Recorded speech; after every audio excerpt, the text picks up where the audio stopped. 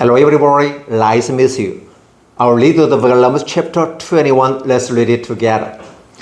When the Canaanite king of Ar, who lived in the Negev, heard that Israel was coming along the road to Ararim, he attacked the Israelites and captured the son of them.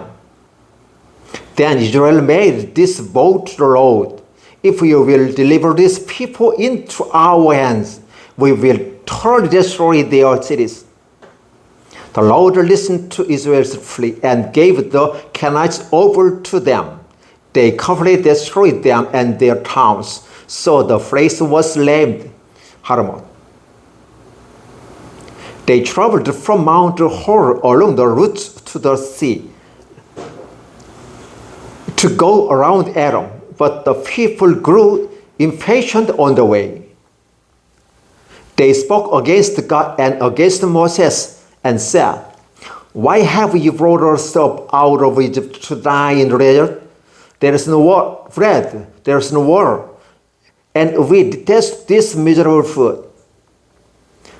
Then the Lord sent venomous snakes among them. They bit the people and made Israel die. The people came to Moses and said, "We sinned when we spoke against the Lord and against you, afraid that the Lord will take this snake away from us." So Moses prayed for the people. The Lord said to Moses, "Make a snake and put it on a pole. Anyone who is bitten can look at it and live." So Moses made the bronze snake and put it up on a pole. Then when anyone was bitten by a snake and looked at the bronze snake, he lived. The Israelites moved on and camped at Oboth. Then they set out from Oboth and camped in the Abarim in the desert that faced Moab toward the sunrise. From there they moved on and camped in the Jared Valley.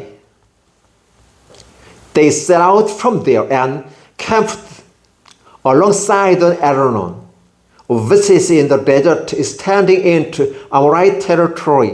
The Arnon is the border of Moab between Moab and the Amorites. That is why the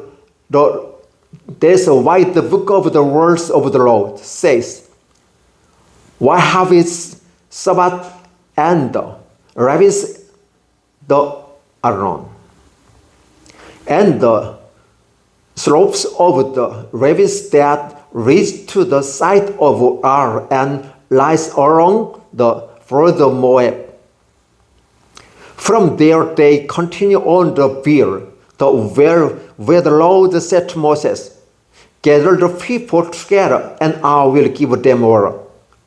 Then Israel sang this song: "Spring up, O well, sing about it. About the well that the princes dug, that the lover of people sank, the lovers with the scepter and steps."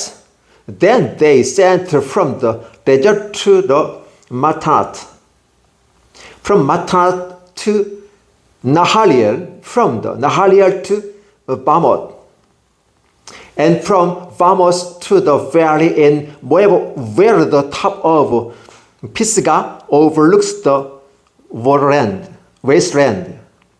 Israel sent messengers to say to Sihon, king of the Amorites, "But let us pass through your country. We will not turn aside into any fields or vineyard or drink water from anywhere. We will travel along the king's highway until we have passed through your territory."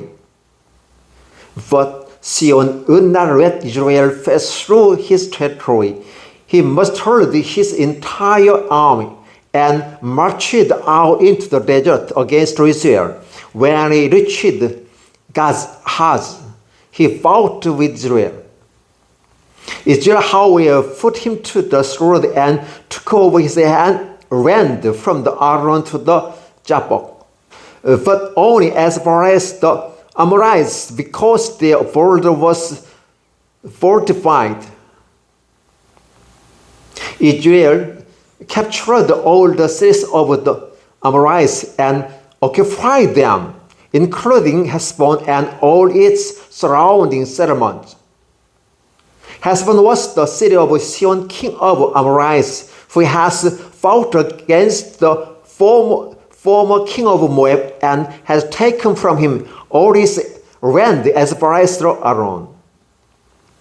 That is why the poets say, "Come to Heshbon and let it be rebuilt. Let Sihon's city be restored." A fire went out from Heshbon, a blaze from the city of Sihon.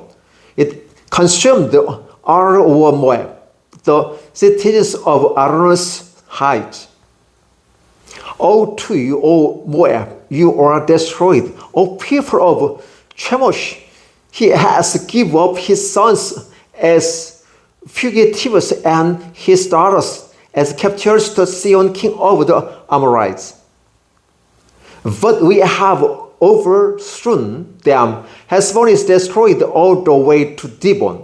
We have demolished them as far as Nophah, which extend to Medeba. So Israel settled in the land of the Amorites. After Moses had sent the spies to Jazer, the Israelites captured its surrounding settlements and drive out the Amorites who were there. Then they turned and went up along the road toward Bashan. And Og, king of Bashan, and his whole army marched out to meet them in battle at Edrei. The Lord said to Moses, "Do not be afraid of him, for I have handed him over to you with his whole army and his men. Do to him what you did to Sihon, king of the Amorites, who reigned in Heshbon." So they struck him down together with his sons and his whole army, leaving them no survivors, and they took possession of his land. Romans chapter 21, verses 1 through 35. Thank you.